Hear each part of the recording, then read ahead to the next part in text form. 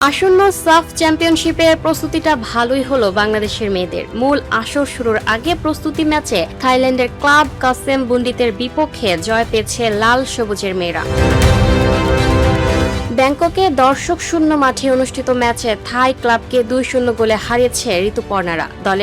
দলের হয়ে গোল দুটি করেছেন আনিকা রানিয়া সিদ্দিকী ও উমহেলা মার্মা। শুরুতেই দাপুটে ফুটবল খেলতে থাকেন বাংলাদেশের মেয়েরা। তার ফল পেতেও অবশ্য খুব বেশি সময় লাগেনি। ম্যাচের 15 মিনিটেই আনিকার গোলে লিড নেয় লাল সবুজরা। সেই লিড নিয়েই বিরতিতে যায় তারা। দ্বিতীয়ার্ধেও নিজেদের আধিপত্য বজায় রাখেন ঋতু আনিকারা। 77 মিনিটে ব্যবধান দ্বিগুণ করে উমহেলা মার্মা। 25 মে ভারতের গোয়ায় পর্দা উঠছে সাফ নারী চ্যাম্পিয়নশিপের। টানা তৃতীয়বারের মতো শিরোপা ধরে রাখার লক্ষ্য নিয়ে বাংলাদেশ নারী দল ইতোমধ্যে জোর প্রস্তুতি শুরু করেছে। সেই প্রস্তুতির অংশ হিসেবে 7 মে দলটি থাইল্যান্ডের ব্যাংককে পৌঁছায়। সেখানে 15 দিনের কন্ডিশনিং ক্যাম্পের পাশাপাশি দুটি প্রস্তুতি ম্যাচ খেলার সূচি রয়েছে বাংলাদেশের। দ্বিতীয় প্রস্তুতি ম্যাচে 17 মে বাংলাদেশের প্রতিপক্ষ থাইল্যান্ডের দ্বিতীয় বিভাগের দল ব্যাংকক স্পোর্টস স্কুল ক্লাব। থাইল্যান্ডে ক্যাম্প শেষ করে 21 মে সাফ চ্যাম্পিয়নশিপে অংশ নিতে ভারতের উদ্দেশ্যে রওনা দেবে বাংলাদেশ দল। এবারের সাফ নারী চ্যাম্পিয়নশিপে বি গ্রুপে বাংলাদেশ লড়বে স্বাগতিক ভারত ও মালদ্বীপের বিপক্ষে। শিরোপা ধরে রাখার অভিযান শুরু হবে 29 মে